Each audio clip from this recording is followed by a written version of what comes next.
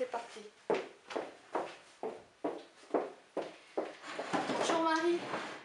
Bonjour Linda. Alors, on va se tutoyer étant donné qu'on se connaît. Hein. Bien sûr. Ouais. Je vais te poser les mêmes questions que j'ai déjà posées à d'autres personnes. Oui. Et ben, j'espère que tu seras à l'aise. Oui. Marie, ou Maria. Oui, Maria. Maria.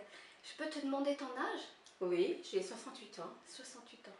Ouais. La vieillesse, c'est quoi pour toi? Ben, la vieillesse, c'est que du jour au lendemain, on va se retrouver un peu dépourvu de ses sens, de la vie, ce qu'elle nous donne. On est moins, on n'arrive pas bien à se débrouiller. Et puis dans voilà. notre indépendance. Oui, voilà, c'est ça, ça fait peur. Ouais, ça fait peur. Ouais. Qu'est-ce qui est le plus important pour toi en prenant de l'âge?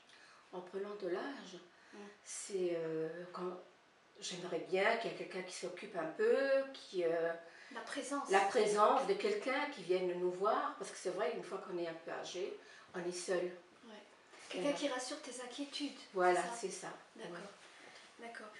Selon toi, pourquoi nous avons tous peur de vieillir? Ben, on a tous peur quand même de vieillir, parce qu'on devient... Mais c'est quoi cette peur? Cette peur, ben, on a déjà peur de la mort en premier. Ouais. Et pourquoi la mort fait peur? Ben, elle fait peur parce que... c'est l'inconnu. L'inconnu. Ouais. Et c'est la peur de se retrouver seul face à la mort, justement.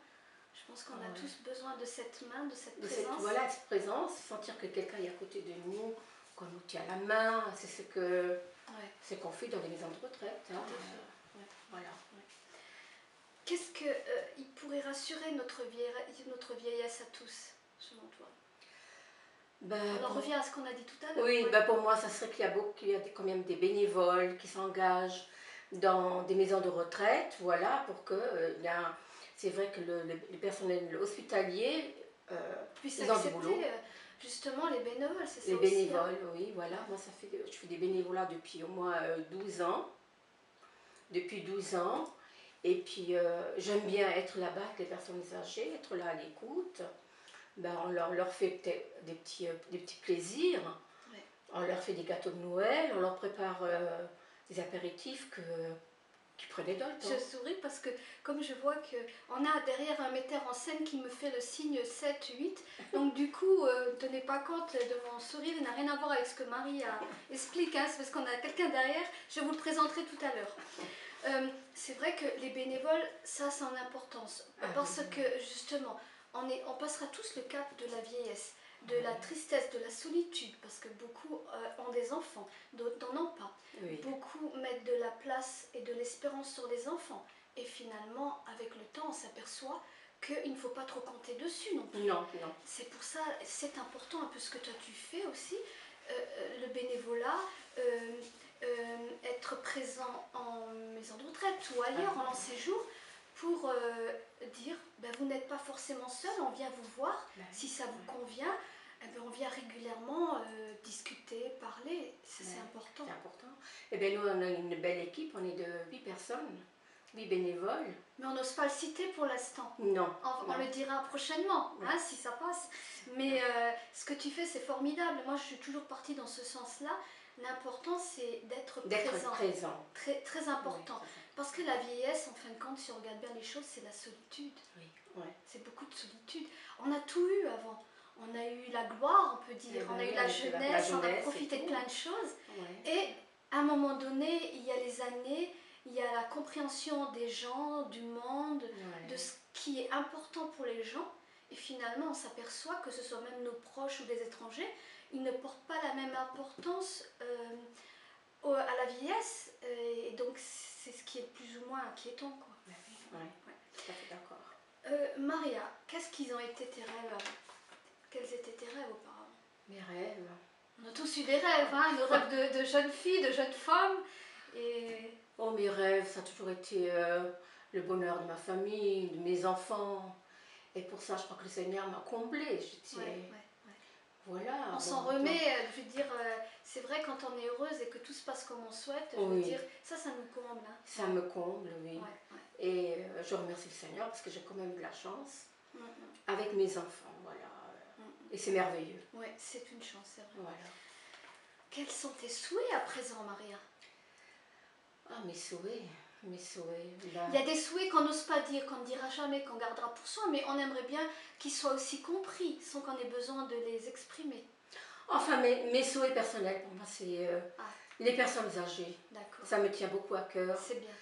Parce que ça me fait mal au cœur quand on voit qu'ils sont seuls et qu'ils n'ont pas de visite. Des fois, il y a des enfants qui ne viennent pas. Ouais.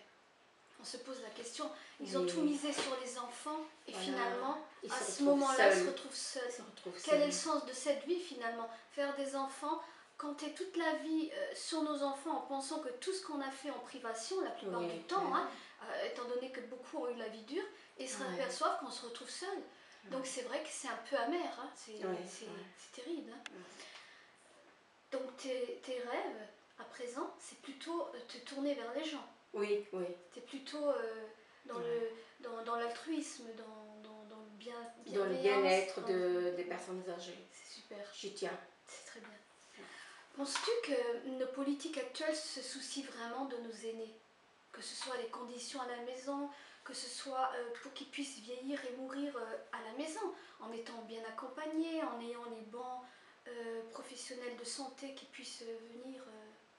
Ben, je ne suis pas trop d'accord avec eux parce que c'est vraiment pas... ils ne font pas grand-chose vraiment.